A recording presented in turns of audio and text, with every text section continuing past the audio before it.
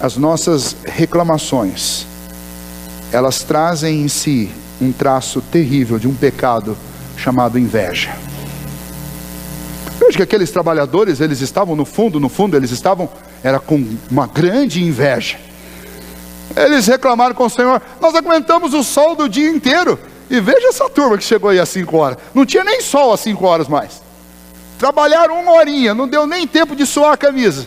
E estão indo embora com um denário no bolso. O que eles estão sentindo? Não é apenas uma revolta contra o dono da vinha, mas eles também estão com inveja.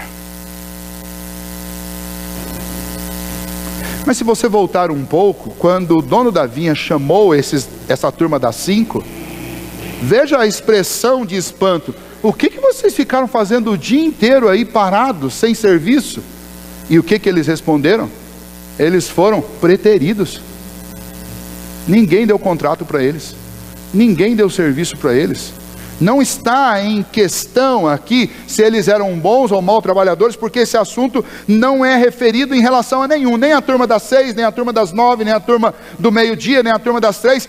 Todos esses grupos foram chamados pelo dono da vinha, eles não foram pedir emprego. Então, não é que essa turma das 5 horas aqui é um bando de desocupados que não queria trabalhar, muito pelo contrário. Eles provavelmente são um grupo que foram esquecidos, que foram preteridos ao longo do dia. Mas no final do dia alguém se lembrou deles e os trouxe. E agora, aquela turma das 6 que teve o privilégio de servir e ter o dia inteiro ocupado na vinha daquele senhor, e esse é o grande privilégio, eles estavam trocando esse privilégio pela vida daqueles. Só que eles só estavam enxergando a última hora da vida dele, do dia deles. Eles estavam deixando de enxergar as outras 9 horas do dia deles, que provavelmente eles ficaram em ansiedade, em tristeza e angústia por não pertencerem a uma vinha, por não terem trabalho e por saberem que as horas estavam terminando e ninguém os chamaria e eles voltariam para casa com o bolso vazio. Ou alguém imagina que você vai ser contratado às 5 horas da tarde para trabalhar até às 6? Vejam bem, qual condição é melhor? Daquele que trabalhou o dia inteiro seguro, debaixo do sol, é verdade, mas seguro de que ia voltar para casa com um salário? Ou daquele que passou o dia inteiro roendo as unhas de ansiedade, sem saber se teria como comprar o alimento para a sua família? Em que lugar você gostaria de estar? É interessante que a inveja faz isso com a gente, faz com que a gente enxergue só o lado que nos convém. Pessoas invejosas são assim, a pessoa olha a vida do outro, ele não quer fazer o mesmo que o outro está fazendo, ele quer tomar o lugar do outro. Ele quer assumir aquilo que é do outro, ele quer a casa do outro, ele quer a vida do outro, ele quer a família do outro, ele quer simplesmente tomar aquele posto, anular aquela pessoa e ocupar a posição dela. Isso é inveja. E essas pessoas que têm inveja no coração, normalmente elas estão absolutamente iludidas, porque elas não enxergam a realidade. Elas veem algo que lhes é atrativa, mas se elas conhecessem a vida do outro, elas saberiam, como nós todos sabemos, que todo mundo tem problema, todo mundo tem dificuldade, e que a aparência diz muito pouco ao nosso respeito, porque é só passando um dia com cada um de nós que a gente vai saber o que está acontecendo. Mas quando nós entregamos o nosso coração às reclamações, às murmurações, não vivemos numa consciência de que as relações precisam ser por graça. Nós devemos louvar a Deus pelos privilégios de passarmos pelo que nós passamos. Quando nós não reconhecemos o governo soberano de Deus, nós achamos que Deus errou de tal maneira que Ele me colocou no corpo errado, e na família errada, e no trabalho errado. Então eu olho para uma outra pessoa e acho, mas eu tinha que estar lá. Você está criticando Deus e está cometendo o pecado da inveja. Deus errou comigo. Isso é tão terrível que isso tem outros traços na nossa sociedade, porque hoje é muito comum você ouvir e ver pessoas questionando tudo que Deus fez. Até um indivíduo que nasce homem chega com a maior ousadia e diz assim: eu estou no corpo errado, eu não me sinto um homem. Isso tudo é uma manifestação terrível de desobediência e de rebeldia contra Deus. Não reclame, é a mensagem desta noite. Não reclame. Porque você tem de Deus aquilo que graciosamente Deus achou que você precisava receber. Não reclame, porque Deus tem governado soberanamente a sua vida. A sua vida não está fora de controle, muito pelo contrário, ela está exatamente no lugar onde ela deveria estar. As circunstâncias não estão erradas. Talvez seja a nossa consciência sobre as circunstâncias que estejam equivocadas, mas as circunstâncias são certas. O que eu preciso de Deus é aprender qual a atitude certa no meio destas circunstâncias. Não se deixe envenenar pela inveja. A inveja é um veneno, é um vírus, é uma bactéria que vai inflamar cada músculo do seu corpo, vai destruir a sua saúde mental, emocional, mas principalmente a sua saúde espiritual. Vamos ver o que aconteceu com aqueles judeus. Aqueles judeus não entenderam, não aceitaram, não receberam, mas crucificaram o Filho de Deus.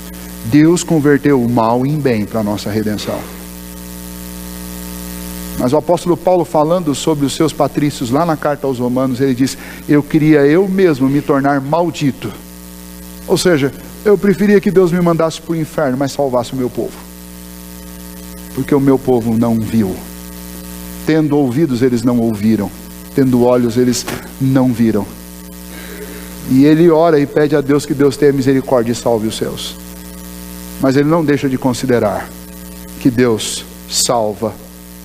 E Deus age com graça e com misericórdia com quem Ele quer. E ninguém pode dizer para Deus: Senhor, o Senhor é injusto. Como aqueles trabalhadores tentaram dizer para o dono da vinha. Porque não é injustiça da parte de Deus. Porque Ele é dono de tudo. Então, quando você pensar novamente em reclamar do seu dia, da sua saúde, do seu trabalho, das pessoas que te cercam, aquelas inclusive que te oprimem, te causam males terríveis no coração e na alma, não faça. Não faça. Mas lembre que você deve se relacionar com graça. Debaixo da graça de Deus e oferecendo graça aos outros.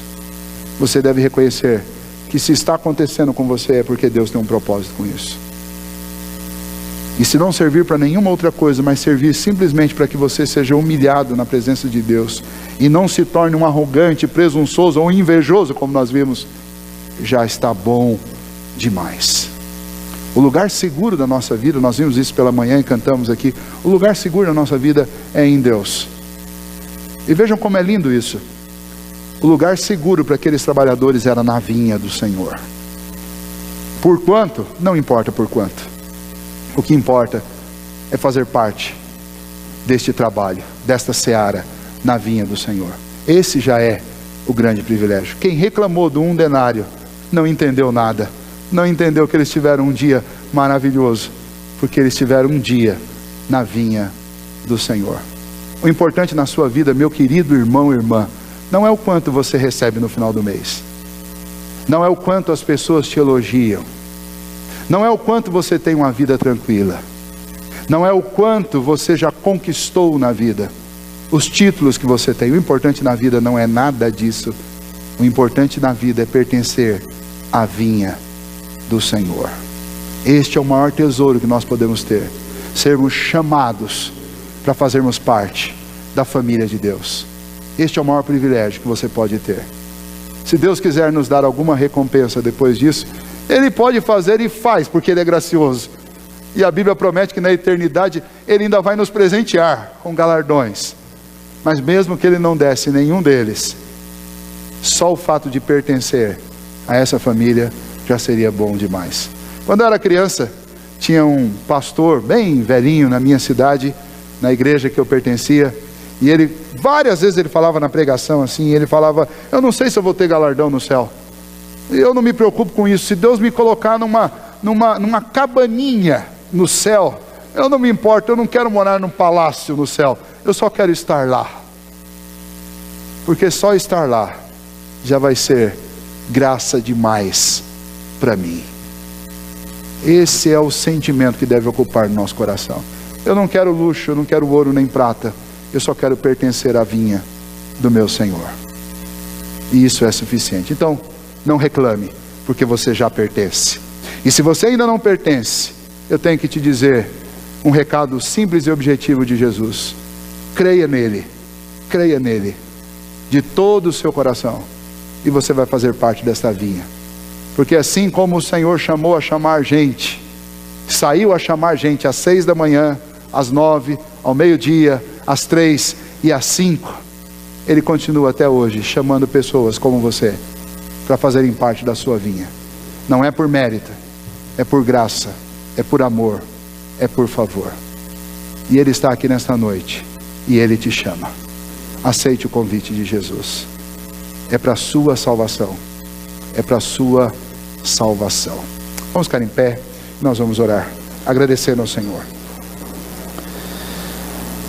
Ó Deus, limpa dos nossos lábios, ó Pai, todas as palavras de reclamação e de murmuração. E no lugar delas, ó Deus, coloca, ó Pai, expressões de gratidão e de louvor ao Senhor. Ajuda-nos, ó Deus, a considerar que o Senhor é um Deus de graça e misericórdia. E que se podemos, ó Deus, nos relacionar com o Senhor, não foi porque nós fizemos nada por merecer, mas é porque o Senhor, com um amor incomensurável, nos amou antes mesmo que nós nascêssemos, nos salvou por meio de Cristo Jesus, e graciosamente nos trouxe para a vinha do Senhor, e nos fez trabalhadores, ó Deus, nessa seara. Ajude-nos, ó Deus, a sermos agradecidos, porque este é o maior privilégio de toda a vida e de toda a existência do homem, pertencer ao Senhor.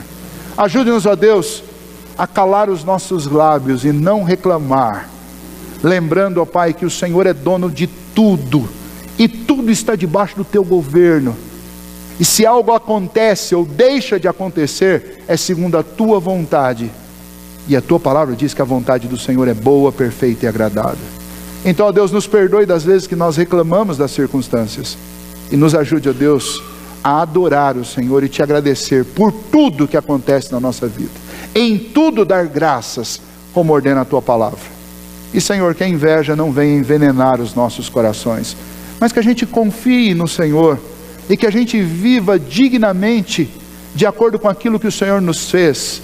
Se o Senhor nos talhou, se o Senhor nos compôs de tal maneira para que nós servíssemos a um determinado propósito, que nós sejamos felizes, ó Deus, cumprindo o propósito que o Senhor designou para a nossa vida.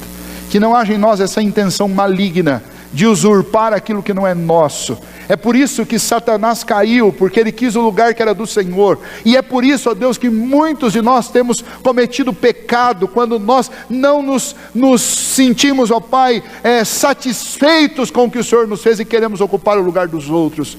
Livra-nos disso, ó Deus, mas ajude-nos, ó Pai, a sermos agradecidos também pelo que o Senhor nos fez, e que nós nos esmeremos, ó Deus, para fazer com excelência aquilo que o Senhor nos deu como talento, para que a gente ofereça o nosso melhor para o Senhor, para a glória do nome do Senhor, e para o bem da vida de cada um de nós, e de todos aqueles que fazem parte da nossa vida. Obrigado, ó Deus, pela tua palavra nessa noite, e que a gente saia daqui com esse compromisso, ó Deus, que o teu Espírito nos capacite a cumpri-lo, que a gente não reclame mais, e que a gente não murmure mais, e que o Senhor pulverize o nosso coração, ó Deus, e extinga essa praga das nossas vidas, para que a gente viva, ó Deus, com gratidão e adoração ao Senhor. É isso que nós pedimos ao Senhor nesta noite, em nome de Jesus. Amém.